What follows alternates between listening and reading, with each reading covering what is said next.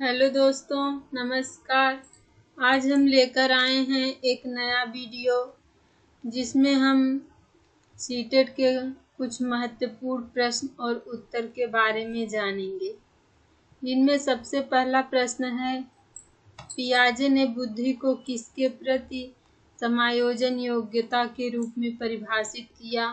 तो इसका आंसर है भौतिक एवं सामाजिक पर्यावरण के रूप में परिभाषित किया। दूसरा प्रश्न है, किस विद्वान ने नैतिक वृद्धि की अवस्थाओं की अवधारणा प्रस्तुत की? कोहल वर्ग ने प्रस्तुत की।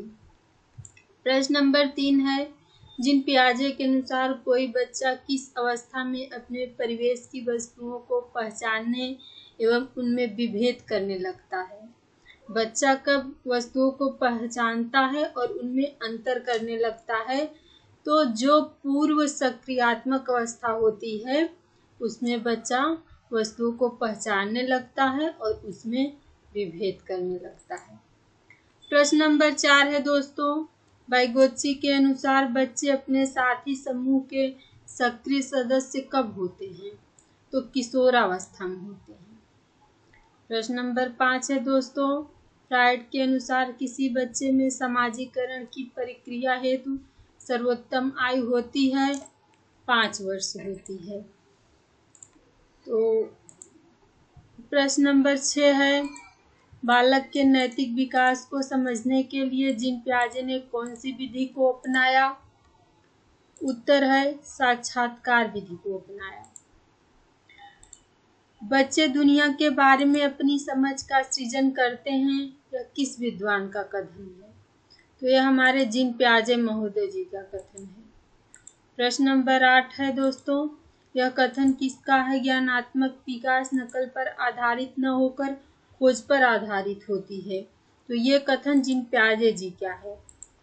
प्रश्न नंबर 9 है, सामाजिक अधिगम का सिद्धांत किसने विकसित किया? तो बंडूरा जी ने किया। प्रश्न नंबर 10 है, वाइगोत्स्की के अनुसार किसी बालक के विकास में सबसे महत्वपूर्ण योगदान किसका होता है? तो समाज का होता है।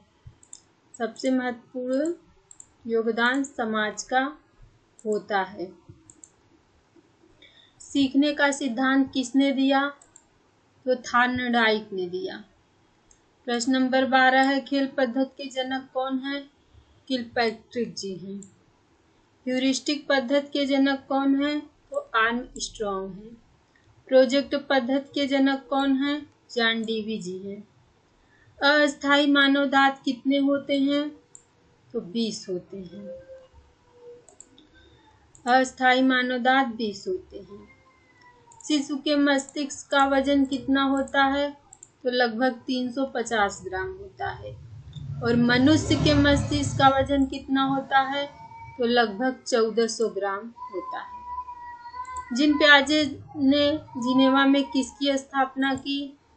तो जीन पियाजे जी ने, इसका उत्तर है लेबोरेटरी स्कूल की स्थापना की, जिसमें उन्होंने मनोविज्ञान के कई प्रयोग किए।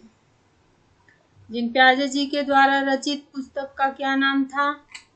तो जीन पियाजे जी के द्वारा रचित पुस्तक का नाम the language and thought of the child था। यह पुस्तक उन्होंने 1923 में लिखी थी। ये मेन महत्वपूर्ण क्वेश्चन आंसर है दोस्तों, जीन पियाजे जी के पुस्तक का नाम और उन्होंने किस सन में इस पुस्तक को लिखा, ये आप लोग याद करके रखिए। प्रश्न नंबर 20 है, जीन पियाजे ने संज्ञानात्मक विकास को ध्यान में रखते हुए बालक की कितनी अवस्थाएं बतलाई हैं?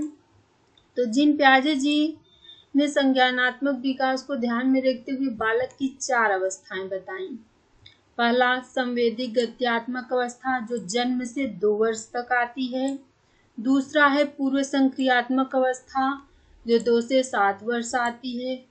तीसरा है ठोस या मूर्त संक्रियात्मक अवस्था जो हमारी 7 से 11 वर्ष तक आती है।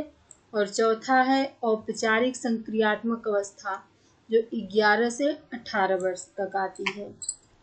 ये भी प्रश्न बहुत महत्वपूर्ण है दोस्तों। ये कई बार हमारे सीटेट के प्रश्न में आता है कि कई बार इस प्रश्न को पूछा जाता है कि जिन पियाजे जी के द्वारा बालक की कितनी अवस्थाएं हैं। तो इस उत्तर को आप लोग ध्यान में रखिए। अगला प्रश्न है हमारा दोस्तों, बच्चों में बौद्धिक विकास की 4 विशिष्ट अवस्थाओं की पहचान की गई। तो ये पियाजे जी के द्वारा की गई। ये प्रश्न भी महत्वपूर्ण है दोस्तों कि 4 विशिष्ट अवस्थाओं की पहचान जिन पियाजे जी ने की, जो अभी हमने पहले आपको अगले प्रश्न में बताया। जिन पियाजे जी के द्वारा 4 संज्ञानात्मक अवस्थाएं। प्रश्न नंबर 22 है, विकास कभी न समाप्त होने वाली प्रक्रिया है। यह विचार किससे संबंधित है? तो यह निरंतरता का सिद्धांत है, इस विचार से यह संबंधित है। प्रश्न नंबर 23 है दोस्तों, प्राथमिक स्तर पर एक शिक्षक में निम्न में से किसे सबसे महत्वपूर्ण विशेषता मानना चाहिए? तो धैर्य और दृढ़ता को सबसे महत्वपूर्ण विशेषता मानना चाहिए। प्रश्न नंबर 24 है हमारा, उत्तर बाल्यावस्था में बालक भौतिक वस्तुओं के किस आवश्यक तत्व में परिवर्तन समझने लगते हैं? तो द्रव्यमान, संख्या और क्षेत्र में परिवर्तन समझने लगते हैं। प्रश्न नंबर 25 और ये हमारा आखिरी प्रश्न है दोस्तों, दूसरे वर्ष में अंत तक शिशु का शब्द भंडार हो जाता है तो 100 शब्दों में हो जाता है। तो ये था आज का हमारा कुछ महत्वपूर्ण प्रश्न और उसके उत्तर दोस्तों। उम्मीद है यह वीडियो आप लोगों को पसंद आई होगी। हम नेक्स्ट वीडियो लेकर आएंगे। ओके दोस्तों, हमारे चैनल को लाइक और सब्सक्राइब कर दीजिए। ओके दोस्तों।